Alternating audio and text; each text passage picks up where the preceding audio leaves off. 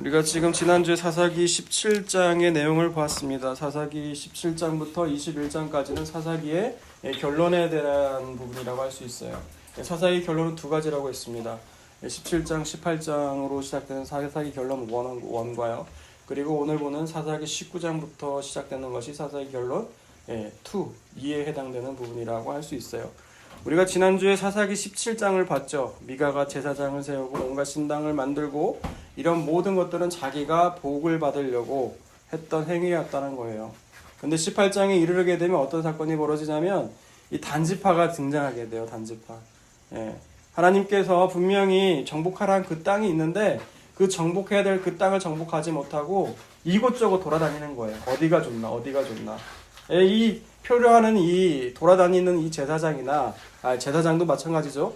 원래 유다 베들레헴에 속한 제사장이어야 되는데 먹고 살 길이 막막해지니까 먹고 살 걸 위해서 떠나서 한 집안의 제사장으로 거하는 그 제사장이나 정복해야 될 땅을 정복하지 못하고 그냥 도돌아는 이 단지파의 이야기나 같은 결론을 향하고 있어요. 뭐예요? 언약의 정체성, 하나님의 백성으로 정체성을 잃어버리면 어떻게 되느냐? 방황하게 되고 막 여기저기 막 떠돌아다닌다는 거예요. 복을 찾아서 결국은 자기의 욕심, 자기 소견에 옳은 대로 행하더라는 모습이 이 제사장과 이 단지파의 이야기더라는 거예요. 근데 깜짝 놀랄 만한 것이 그 제사장 있죠. 그 17장에 나온 제사장의 이름이 18장에 거론되어 있다는 거예요. 여러분 이 제사장 이름이 누군지 아세요? 모르시죠? 18장 보면 18장 30절을 한번 보세요. 18장 30절을 보면 이 제사장의 이름이 나와 있는데 깜짝 놀랍니다. 거기에 보면 뭐라고 써있냐면 제가 읽어드릴게요. 단자손이 자기들 위하여 그 세계 신상을 세웠고 모세의 손자요 게르솜의 아들인 요나단이라고 나와 있어요.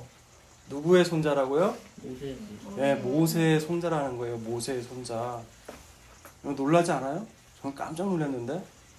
아니요, 모세가 어떤 인물이에요? 하나님 마음을 알고 하나님 마음에 그 마음에 온유한 자, 그 누구보다 그 온유한 그 모세, 율법을 처음으로 하나님으로부터 받아들인 그 모세의 손자가 이런 일들을 벌이고 있다는 거예요. 여러분 여기에서 우리가 뭘 할 수가 있어요? 아무리 우리가 지금 좋아하는 그 말 있잖아요. 3대째 내려오는 신앙 좋아할 거 없단 말이에요. 여기에서 이 요르단이라고 했어요? 이름이 요나단. 요나단 이 3대째 내려오는 이 신앙 공고해지지 않아요? 여기서도 흩어지잖아요. 중요한 건 개인이 얼마나 주님을 만났냐는 거예요. 주님과 내가 그 주님을 어떻게 아느냐예요. 이 요나단은 어때요? 모세의 아무리 손자였지만 어때요? 자기 옳은 대로 자기 소견에 옳은 대로 들어가서 한 집안의 제사장이 되었다가 나중에는 더 좋은 조건을 들으니까 단지파의 제사장이 되었다라는 말이에요.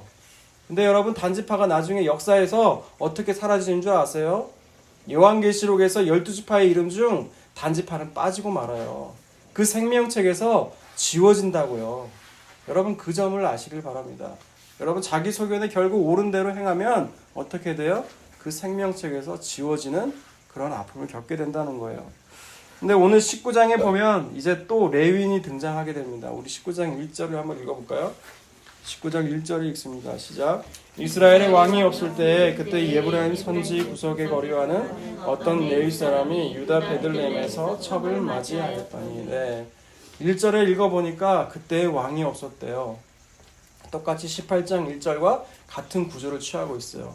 그때는 이스라엘이 왕이 없었기 때문에 이런 일들이 벌어졌다 이거예요. 그때 왕은 누구예요? 하나님. 하나님이세요. 눈에 보이지 않는 그 하나님을 보지 못하니까 믿음이 없으니까 어떤 일을 벌여요? 자기 생각대로 소견대로 옳게 되는 그런 행동들을 하더라 이 말이에요. 근데 어떤 일을 했어요? 레위인이 첩을 맞이했더라 그런 거예요. 첩을. 제가 처음에 이 19장 본문 읽었을 때 어떻게 거룩해야 되고 구별되게 살아갈 레위인이 어떻게 첩을 맞이하고 살아가나 이런 거에 대해서 의문을 갖고 이거에 대해서 성경이 고발하나 이런 생각을 많이 가졌어요. 근데 성경을 읽어보니까요. 첩을 맞이한 건 솔직히 이 레위인만은 아니에요. 여러분 모세 아시죠?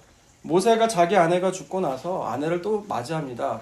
그 아내의 이름이 구스 여자인데요. 이 구스 여자를 맞이하니까 어떻게 돼요? 그 누인 미리암이 저주를 해요. 이렇게 네가 율법을 아는 너희가 어떻게 이방 여자를 취할 수가 있느냐라고 말을 합니다. 그러자 모세는 아무 말 안 해요. 그런데 하나님 뭐 어떻게 하세요? 그 미리암을 문둥병으로 내리쳐 씻습니다. 근데 이걸 두고 많은 이 목사님들이 그렇게 설교를 하시죠. 목사의 권위에 도전하지 마라. 문둥병 걸리고 싶으냐? 예, 이런 말을 합니다. 예, 그것은 잘못된 해석이고요. 이게 뭐냐면 모세는요, 하나님의 율법을 받았어요. 그 율법 안에는 뭐가 있냐? 하나님의 복음이 숨겨져 있거든요. 죄를 지었으면 그 죄의 대가를 치러야 되고, 근데 그 죄의 대가를 누가 치러요? 그때 당시에는 동물들이 치러요. 그러니까 죄에 대한 분명히 대가는 치러하지만 누군가는 그 죄를 대신해서 담당한다라는 거예요. 그 담당한 분이 누구시냐? 바로 예수 그리스도라는 것을 이미 모세는 알고 있었다는 얘기예요. 그게 나중에 변화산 사건에서 나오게 되거든요. 이게 이어지게 되는 거예요. 그러니까 모세는 뭐를 알고 있었느냐? 이방 여인 구스 여인을 취한 것을 아무리 이방 여인 죄 있는 여자라 하더라도 율법 복음 안에 해당되기만 하면 다 하나님의 자녀가 된다는 걸 알고 있었다는 거예요. 그런데 미리암이 그걸 고발하는 거예요. 네가 이것을 만약 거부하게 되면, 이 사실을 거부하면 너는 저주받는 거야. 그것이 미리암이 보여주는 사건이라는 거예요. 여러분 무슨 말인지 좀 아시겠습니까? 모르시면 또 들으시길 바랍니다. 네. 아무튼 그런 일도 있었고요. 다윗도 얼마나 첩이 많았어요. 심지어 남의 아내 되었던 자까지 취한 게 다윗이에요. 그러면 다윗 저주 받아야 되죠. 네. 하지만 다윗 또한 하나님 마음에 합한 자라고 하시잖아요. 그 상한 마음 끌고 나갔기 때문에 길게 말씀 못 드리지만, 여러분 아브라함, 믿음의 조상이란 아브라함은 어때요? 아브라함도 역시 나중에 사라가 죽고 나서 그둘라라고 하는 여인을 취하게 돼요. 그러니까 이 첩을 받았다는 것만으로도 이게 윤리적, 도덕적으로만 볼 수 없다는 거예요. 근데 윤리, 도덕적으로 성경을 만약 보잖아요. 그럼 결론은 늘 똑같대요. 뭐냐? 우리가 좀 더 구별되고 우리가 좀 더 깨끗하게 살자라는 거예요. 그 어디 하나에도 예수님의 이름은 예자도 하나도 없어요. 그렇게 되면 어떻게 되느냐? 성경에선 누구를 증거하기 위한 책이에요? 예수 그리스도를 증거하기 위한 책이에요. 레위인을 만약 그 시각에 놓고 바라보면요, 레위인은 형편없는 사람이죠. 그리고 레위인도 저주받아 마땅한 인간이고요. 우리도 레위인으로 받았으니 우리는 더 그보다 깨끗하고 거룩하게 살아야 된다라고 결론을 맺으면 이 사사기 19장이 그렇게밖에 안 보여요. 이 사사기 19장이 나중에 첩의 죽음으로 끝나는 이 사건이 그냥 도덕적으로 깨끗하게 살아야 된다, 하나님 백성으로서 더 구별되게 살자, 이렇게 끝나게 되면 19장의 사건은 그것밖에 안 보인다니까요. 근데 이 레위인이요, 19장에 보면 2절 3절 한번 읽어볼까요? 그 첩이 맞았는데 그 첩이 행음하고 남편을 떠나 유다 베들레헴 그의 아버지 집에 돌아가서 거기에 넉 달 동안을 지내매, 첩이 이제 어떻게 했어요? 행음을 했다는 거예요. 행음이 뭐예요? 다른 남자랑 관계를 맺었다는 거예요. 그 관계를 맺었다는 건데, 그 관계를 맺으면 어떻게 해야 돼요? 돌로 맞춰 죽어야 돼요. 근데 3절에 보면 그의 남편 레윈이죠. 어떻게 말을 합니까? 시작 3절 읽습니다. 그의 남편이 그 여자에게 다정하게 말하고 그를 데려오고자 하여 하인 한 사람과 나귀 2마리를 데리고 그에게로 가매. 여자가 그를 인도하여 아버지의 집에 들어가니 그 여자의 아버지가 그를 보고 기뻐하여. 아멘. 그 레윈이 어떻게 해요? 그 행음한 첩에게 다정하게 말을 해요. 다정하게 말을 하고 그를 자기의 집, 여호와의 집으로 데려오고자 했다라는 거예요. 여러분 여기에서 우리가 누구를 볼 수 있어야 돼요? 이런 모습 속에서. 호세아서가 떠올려야 돼요. 호세아서에 똑같잖아요. 그 바람기 많은 그 여자를 하나님은 호세아대로 그 아내로 취하라고 그래요. 그리고 호세아의 돈을 가지고 심지어 바람나서 도망갈 때마다 그때마다 잡아오라고 하시거든요. 여러분 호세아서 말씀 한번 볼까요? 호세아서 말씀 봅니다. 호세아서 2장을 한번 볼게요. 호세아서 2장.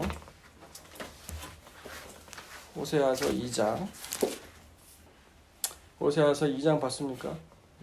호세아서 2장 14절 한번 볼까요? 그럼 호세아서 2장 14절이요? 그러므로 보라 내가 그를 타일러 거친 들로 데리고 가서 말로 위로하고 거기서 비로소 그의 포도원을 그에게 주고 아골 골짜기로 소망의 문을 삼아 주리니 그가 거기서 응대하기를 어렸을 때와 애굽 땅에서 올라오던 날과 같이 하리라. 예, 여기서 이제 고멜로 대표되는 사실 고멜이 비유하는 게 누구예요? 예, 세상과 바람난 우리 이스라엘이거든요.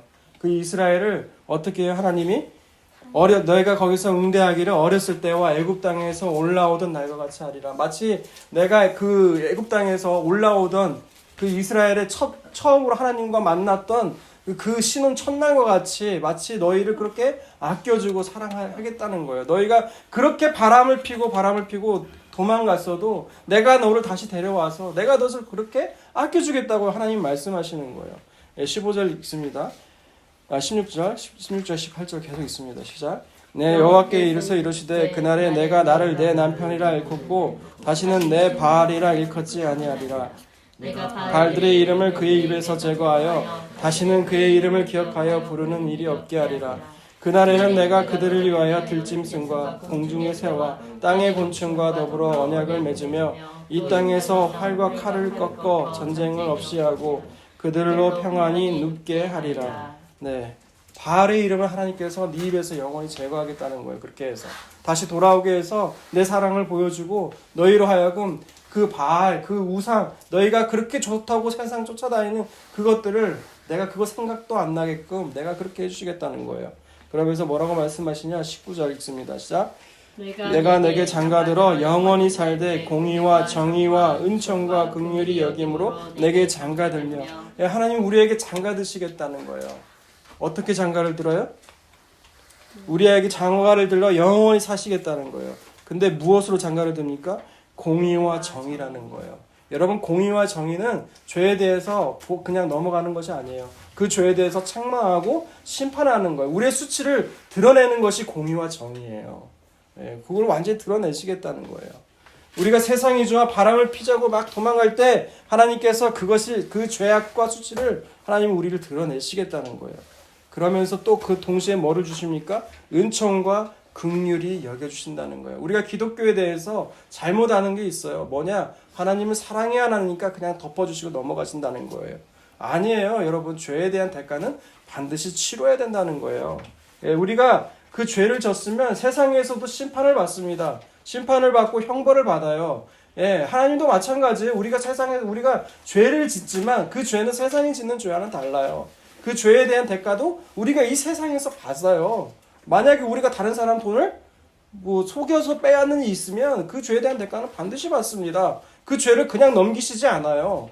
그러나 하나님께서 그 영원한 그 죄로 인해서 영원한 형벌을 그 죽음을 그 십자가에서 대신 지셨다는 게 그게 은혜거든요. 그게 내가 져야 될 죽음인데 그게 내가 져야 될 처벌인데 하나님의 아들 예수께서 지셨구나. 그게 바로 은혜와 긍휼이거든요.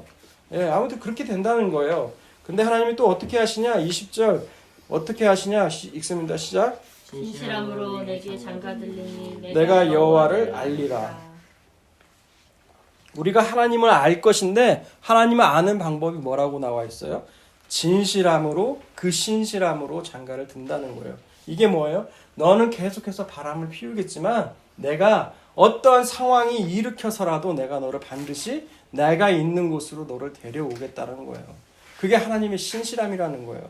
너는 세상이 좋아서 계속해서 나가게 되지만 그때마다 여기서 말하는 호세아처럼 고멜을 다시 잡아오는 호세아처럼 내가 계속해서 너를 계속해서 잡아올 거라는 거예요. 그게 하나님의 신실함이라는 거예요. 그게 하나님의 진실함이라는 거예요. 그게 우리가 믿는 하나님이시라는 겁니다. 우리 다시 사사기 본문으로 넘어와서요. 그래서 이 레위인은 뭐를 상징하느냐? 바로 예수 그리스도의 모형을 예수 그리스도를 보여주는 모습이라도 할 수 있다는 거예요. 죄를 졌지만 어때요? 그 죄에 첩에 행음을 했지만 돌로 쳐 죽이지 아니하시고 다정하게 말씀하시고 그를 여호와의 집, 하나님의 집으로 인도하시는 그 모습을 통해서 우리가 레위인이 보여주는 모습이 뭐냐? 바로 예수 그리스도를 보여준다고도 우리가 말할 수 있다는 거예요. 네. 그런데 장인의 집에 머물게 되는데요. 3일간 극진하게 대접을 하게 됩니다. 이 장인이. 그런데 어때요? 이 장인이 사위와 그 자기 딸을 보내려고 하지 않아요. 넷째 날이 돼도 다섯째 날이 될 때도 안 보내려고 해요. 그런데 여기에서 우리가 또 알 수 있는 게 뭐예요? 우리가 아무리 이 친정에서 이렇게 붙잡으려고 해도 결국 어떻게 해야 돼요? 나가야 된다는 거예요. 자기 집, 여호와의 집으로 우리는 가야 된다는 거예요. 세상이 아무리 좋아도요, 결국 그 자리를 훌훌 털고 우리는 나가야 된다는 거예요. 여러분, 거기서도 우리는 하나의 그냥 인사이트, 통찰력을 우리가 얻을 수가 있다는 거예요. 이런 모습 속에서도. 8절과 9절 그렇게 됐다는 거죠. 10절을 보면 그래서 이제 여자 떠납니다. 떠나게 되는데 그 사람이 다시 밤을 지새고자 하지 아니하여 일어나서 떠나서 여부스 맞은편에 이르렀으니 여부스는 바로 예루살렘의 옛 이름이었다는 거예요. 그리고 11절에 보니까 여부스에 가까이 갔을 때 해가 이제 지려고 하고 있어요. 그러니까 종이 주인에게 우리가 여부스 사람의 성읍에 들어가서 지냅시다. 하룻밤을 지냅시다. 라고 얘기를 하니까 12절에 어떻게 얘기를 합니까? 12절 읽습니다. 시작. 주인이 그에게 이르되 우리가 돌이켜 이스라엘 자손에게 속하지 아니한 이방 사람의 성읍으로 들어갈 것이 아니니 기부하러 나아가리라. 여기 나와 있죠. 찾아졌죠. 12절에 그때 우리가 가정 예배 드릴 때 못 찾았다고 했잖아요. 12절에 보니까 이 레위인이 우리가 거기로 가면 안 된다는 거예요. 여부스로. 왜? 여부스는 이방인이 살고 있으니까. 레위인이었기 때문에 알고 있는 거죠. 그래서 자기는 어디로 간다? 기부하러 가자는 거예요. 기부하. 이제 기부하러 가려고 했습니다. 기부하러 가려고 했는데 기부하러 가니까 반기는 사람이 있습니까? 없습니까? 14절 15절 보세요. 14절 15절.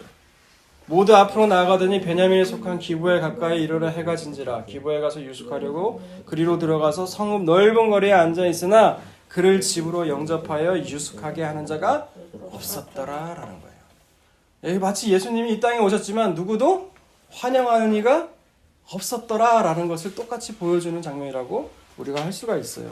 그런데 누가 한 사람만이 반깁니다. 그게 누구죠? 16절을 읽습니다. 시작. 저녁 때 한 노인이 밭에서 일하다가 돌아오니 그 사람은 본래 에브라임 산지 사람으로서 기부하에 거류하는 자요 그곳 사람들은 베냐민 자손이더라. 네, 이 노인은요 베냐민 지파에 속한 사람이 아니에요.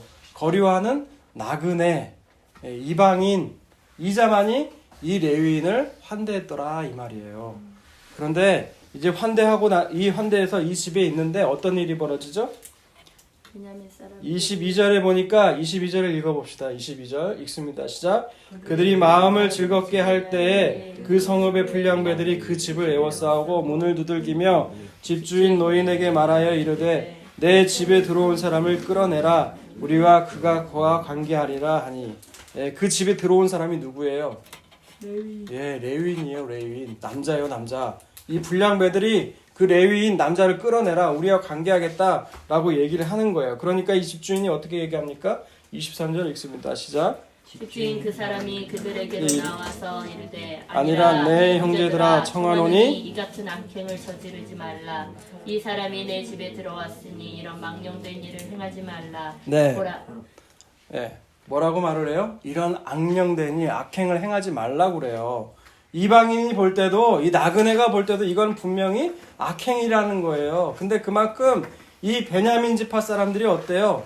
타락했다는 거예요. 자기 속에는 옳은 대로 행하다라고 보니까 어떻게 해요? 동성애도 오케이 라고 하면서 그냥 아무렇지도 않게 행하더라 이 말이에요. 근데 이방인 사람마저 개탄할 정도로 이렇게 타락하고 만 것이 어디였다? 이 베냐민이었다라는 거예요. 지금 교회가 그렇지 않습니까? 이 교회 현실이 그러잖아요. 세상 사람들이 아이고 저게 무슨 교회야? 우리랑 똑같네 다름없네 하고 개탄하는 것처럼 똑같은 이런 현실을 지금 맞이하고 있다는 거예요. 그러면서 뭐라고 말해요? 대답으로 노인이 24절을 보니까 내 처녀딸과 이 사람의 첩이 있은즉 내가 그들을 끌어내리니 너희가 그들을 욕보이든지 너희 눈에 좋은 대로 행하되 오직 이 사람 이 레위인이죠. 이 레위인에게는 이런 망령된 일을 행하지 말라라고 말을 합니다. 그러니까 또 25절에 보니까 뭐라고 해요? 무리가 듣지를 않아요. 이 베냐민 무리, 이 불량배 무리들이 듣지 않아요. 그 사람이 자기 첩을 붙잡아 그들에게 밖으로 끌어내매 그들이 그 여자와 관계하였고 밤새도록 그 여자를 능욕하다가 새벽 미명에 놓은지라. 동틀 때에 여인이 자기의 주인이 있는 그 사람 집 문에 이르러 엎드려 저 발뒤까지 거기에 엎드려져 있더라라고요. 결국 이 첩이요 밤새도록 능욕을 당하고 결국 문지방에 문고리를 잡고 죽어있는 채 발견이 돼요. 그리고 이 레위인이 그 모습을 보고 어때요? 자기 집으로 조용히 끌고 갑니다. 자기 집으로 끌고 가서 이 첩을 12토막을 내서 그걸 각 지파별로 보내고 이 19장은 이렇게 마무리를 짓게 돼요. 근데 이 사건 이후에 어떤 일이 벌어지죠? 20장에 벌어지면 20장에 보면 다른 지파들이 분연히 일어나요. 어떻게 이런 일이 이런 문란하고 음란한 일들이 어떻게 우리 가운데 일어날 수 있느냐라는 거예요. 예. 그러면서 이제 전쟁을 일으킵니다. 한 지파를 상대로, 베냐민을 상대로. 그리고 20장에서 보면 어떻게 돼요? 그렇게 되면 이겨야 되는 거 아니에요? 당연히. 하나님한테 물어봤거든요. 맨 처음에 어느 지파가 싸우니까 그러니까 하나님 뭐라고 말씀하세요? 유다 지파다 라고 해요. 싸웠어요. 예, 어마어마한 숫자 2만 명대 40만 명의 숫자면 당연히 40만이 이겨야 되는 거 아니에요? 그리고 이건 정의롭잖아요. 근데 누가 이겨요? 베냐민이 이겨요. 베냐민. 얼마나 싸움을 잘했는지. 그래서 두 번째 이 사람들이 이제 생각을 하게 된 거예요. 우리가 뭐가 잘못됐을까? 우리가 하나님의 뜻을 구하지 않았구나. 하나님, 우리가 이 베냐민과 싸울까요? 싸우지 말까요? 묻습니다. 그러니까 하나님 뭐라고 말씀하세요? 싸워라 라고 말씀하세요. 그러면 이길 줄 알았어요. 근데 또 싸우니까 어떻게 돼요? 베냐민이 이겼어요. 여러분, 이때 이스라엘 사람들이 이제 생각을 하게 되는 거예요. 자꾸 우리가 뭐가 잘못됐을까? 분명히 하나님이 싸우라고 싸웠고 유다 지파가 나가서 싸우라고 싸웠지만 우리가 결국 지게 됐다는 거예요. 근데 이 일이 어떻게 된 거라고요? 사사기의 결론은 그때에는 왕이 없어 자기 소견대로 옳은 대로 행하더라라는 거예요. 근데 그 모습이 베냐민에게만 있는 줄 알았어요. 예. 그러니까 자기가 의로움으로 불타서 이런 불우한 일은 우리가 참을 수 없다라고 생각을 해서 들고 일어난 거예요. 그런데 그 자기 소견에 옳은 대로 행하더라는 모습이 누구에게도 있다고요? 우리에게도 있구나 라는 것을 이때 이 사람들이 깨닫게 된 거예요. 그리고 그때서야 번제와 하나님과 화목제, 하나님과 관계가 틀어졌기 때문에 이 모든 일들이 일어날 거구나 깨닫고 그렇게 다시 드리게 돼요. 그렇게 20장이 그렇게 흘러가게 됩니다. 그런데 오늘 본문 19장을 보면서 한 가지 의문이 있어요. 아까도 말씀드렸지만 이 19장의 사건을 보면 이 첩이 불량배들에 의해서 죽임당한 이 사건을 우리가 과연 어떻게 해석해야 될 것인가라는 거예요. 여러분, 이 잘못이 만약 윤리적 도덕적으로 잘못이 있다면 누구도 잘못이 있어요. 이 레위인도 만만치 않은 잘못이 있어요. 그렇지 않습니까? 레위인이 첩을 맞이한 것부터가 잘못 아니에요? 그럼 레위인도 심판받아야 되는 거 아니에요? 왜 첩만 심판받아야 돼요? 왜 그 불량배들만 심판받아야 되냐고요? 그럼 도대체 이 사건이 주는 의미가 무엇이냐는 거예요. 과연 이 사건이 우리에게 무엇을 말하려고 대체 이런 사건을 왜 사사기에 이 면에 실었냐는 거예요. 이 면을 보면요, 마치 소돔과 고모라 때와 똑같은 모습이에요. 소돔과 고모라 때 어때요? 롯이 땅을 선택하는데 땅이 기름기도 좋고 좋아 보이는 이 소돔과 고모라를 택해서 가잖아요, 롯이. 그리고 그 땅을 또 심판하시기 위해서 하나님이 누구를 보내요? 천사를 보내잖아요, 그 땅에. 롯이 딱 보니까 천사인 줄 알아요. 그래가지고 그 사람들을 모셔와요. 근데 그날 밤에 또 어떤 일이 벌어져요? 그 집에 소돔 사람들이 찾아가서 끌어내라. 우리가 그 사람과 관계하겠다. 라고 똑같이 말을 해요. 똑같은 환경과 똑같은 이 분위기가 있어요. 근데 소돔과 고모라 때는 어땠어요? 롯 때는 천사들이 롯을 다시 끌어내고 그 사람들의 눈을 멀게 하거든요. 아니, 그럼 그때처럼 똑같이 하나님도 이렇게 하셔야 되는 거 아니냐. 우리가 그런 의문도 들 수 있지 않겠어요? 마치 처음 듣는 얘기처럼 그냥 고개만 끄덕하지 좀 그렇지 않아요? 왜 하나님 그렇게 안 하시고 왜 이 첩의 죽음을 방관하셨냐 이거예요. 그렇다면 여기에는 더 하나님이 말씀하고자 하시는 메시지가 있다는 거예요. 그건 바로 첩이에요, 첩. 왜? 첩의 의미가요. 여기 20장 1절에 보면 첩을 맞이했던 그 첩이 나오지만 이 첩의 호칭이 3절에 보면 그 여자에게 다정하게 하매라고 나와 있죠. 이 첩의 호칭이 여자로 바뀌어요. 그러니까 이 첩을 히브리어 말로 필레게슈라고 하는데 이 여자라고 다시 호칭이 바뀌는 건 나라라고 해요. 이거는 어린 소녀예요. 어린 소녀. 그러니까 유혹을 받아들이기 너무 쉬운 그 어린 소녀를 가리켜서 나라라고 해요. 이 필레게시와 나라 같은 여자가요. 근데 나중에 이 첩이 죽고 나서 20장 4절 한번 보세요. 20장 4절을 보면 레위 사람 곧 죽임당한 여인의 남편이 이르되라고 나와 있죠. 이 여인이라고 할 때 이 어떻게 번역을 해놨냐면 필레게시 나라라고 말하지 않아요. 뭐라고 나와 있냐면 하이사라고 나와요. 하이사. 하이사가 뭐냐? 바로 성숙한 여인이더라는 거예요. 성숙한 여인. 이 말을 종합해서 해석하면 무슨 말이에요? 이 첩이 살아있을 때는 유혹에 약한 나라 필레게시였지만 이 첩이 불량배들에 의해서 죽임을 당한 이후에는 뭐라고 불려졌다고요? 성숙한 여인이라고 불리는 하이사라고 불려졌다는 말이에요. 그럼 이게 무슨 뜻일까요? 이 불량배는 또 이 히브리어 말로 벨리알 벤이라고 하거든요. 벨리알이 뭐예요? 마귀예요, 마귀. 벤은 뭐예요? 자손이에요, 자손, 자식. 이 마귀의 자식들에게 의해서 끌림을 당해서 그 자리에서 죽임을 당하고 나서 어떻게 나아갔다요? 성숙해졌더라라는 거예요. 이게 뭘까요? 이게 상징하는 게 여러분 뭘까요? 이 말씀이 될 때 갈라디아서 2장 20절이 딱 연결되는 거예요. 이게 뭐예요? 내가 그리스도와 함께 십자가에 못 박혀 죽었나니 라고 나와 있죠. 그죠? 십자가에 못 박혀 죽었대요. 십자가에는 내가 스스로 달려가서 죽는 게 아니라는 거예요. 십자가에 못 박힌다는 것은 누군가 십자가로 끌어당겨서 죽게 만든다는 거예요. 수동이에요, 수동. 예.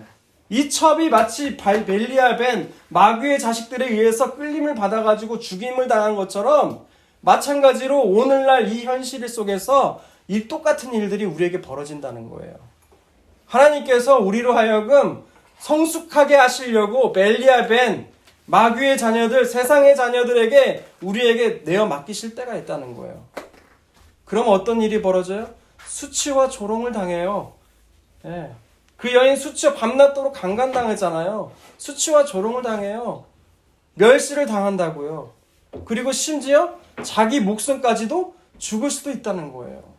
근데 그렇게 함으로써 하나님은 우리를 어디로 이끄신다고요? 하이사, 성숙한 사람으로 우리를 그렇게 이끄신다는 거예요. 성숙한 자로. 언어적으로 분석해보자면 그렇다는 거예요. 여러분, 우리 하나님께서요, 우리를 하여금 그렇게 만드신 데가 있다는 거예요. 여러분, 벨리알 벤, 마귀의 자손들, 이 불량배들하고 불리는 사람들이 누구예요? 여러분 옆에 있는 남편일 수 있어요. 여러분 직장에 있는 직장 동료가 벨리알 벤일 수도 있어요.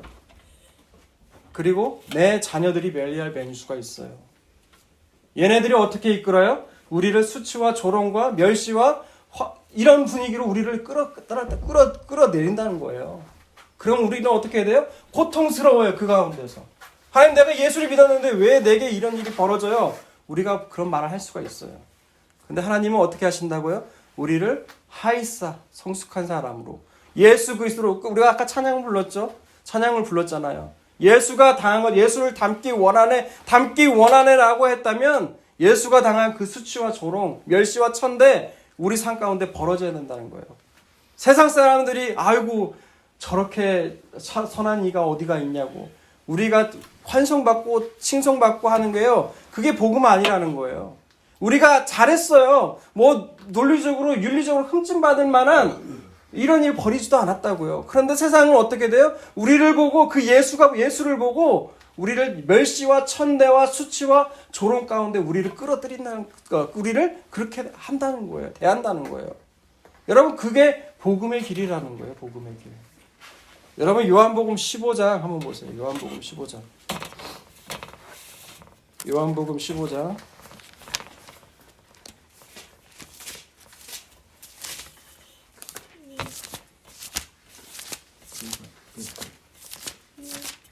요한복음 15장.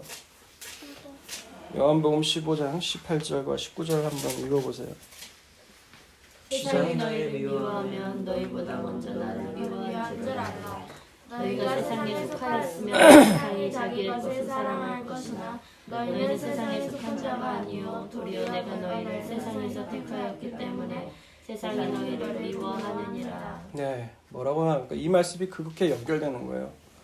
예, 세상이 우리 안에 있는 예수 때문에 세상이 우리를 싫어해야 돼요.